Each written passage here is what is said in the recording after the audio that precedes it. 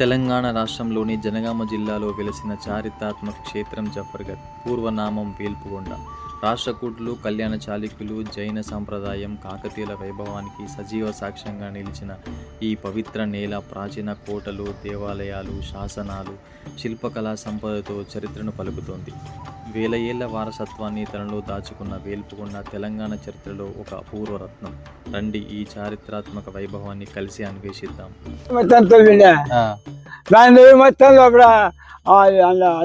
లింగం లింగం ఇంత లింగాన్ని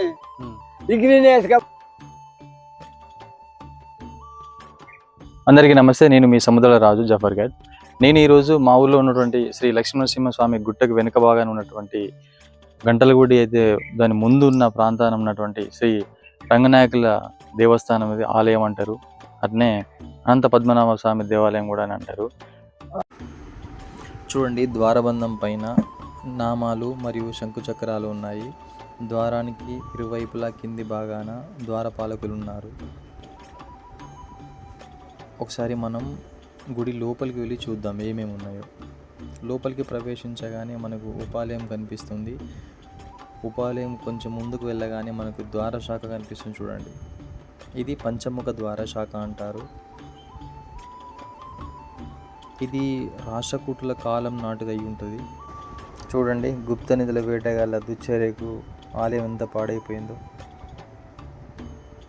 ఇక్కడ చూడండి, స్వామివారి ఒక పెద్ద బండు రౌతికే ఇలా చెక్కినట్టుగా ఉంది శ్రీరంగనాయకుల స్వామివారు. అలాగే కింద శంకుచక్రాలు ఉన్నాయి. పాదాల దగ్గర అమ్మవారు ఉంది. కింద ఆల్వార్లు ఉన్నారు. అలాగే ఆల్వార్ల వైష్ణవ గురువు ఉన్నారు. ఇక్కడ చూడండి, ఒకటి నిర్మాణం కనిపిస్తుంది కానీ అది క్లియర్గా కనిపించట్లేదు. ఇక్కడ ఆల్వార్లు ఉన్నారు. చూడండి, 12 ఆల్వార్లు, 12 మంది ఆల్వార్లు ఉన్నారు ఈ ఆలయంలో.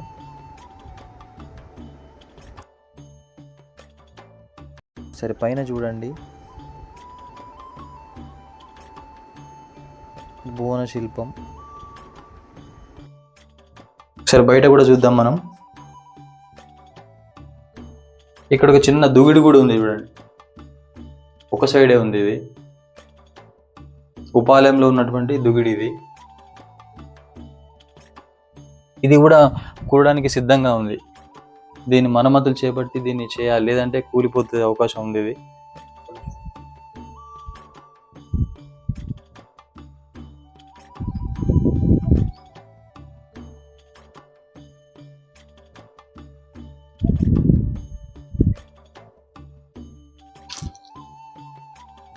ఇటు సైడ్ బాగానే గోపురం ఉంది. గోపురం పైన శంకుచక్రం ఉంది. దాని కింద మత్స్యావకారంలా మనకు నిర్మాణం కనిపిస్తుంది. చూడండి, దాంట్లో దుగిడిలాగా ఉన్నటువంటి చిన్న గోపురం దాంట్లో. అలాగే ఇక్కడ చూడండి, ఒక పెద్ద బండరౌతికి ఒక 2 విగ్రహాలు చెక్కినట్టుగా కనిపిస్తుంది మనకి. ఒకరు గరుడ మరియు ఆంజనేయ స్వామి. పైన శంకుచక్రం ఉంది. చూడండి, రంగనాయకుల గుడి సంబంధించిన ఆలయం సంబంధించిన బావి ఇది.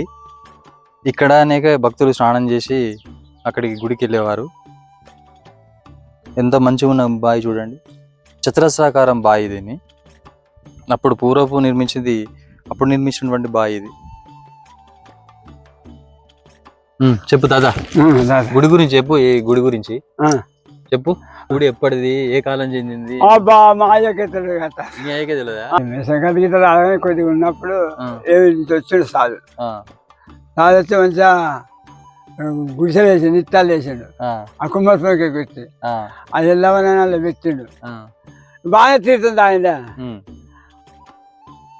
Thanks for watching. ఇది మా రంగనాయకుల గుడి జఫర్గఢ్. నేను మీ సముద్ర రాజు.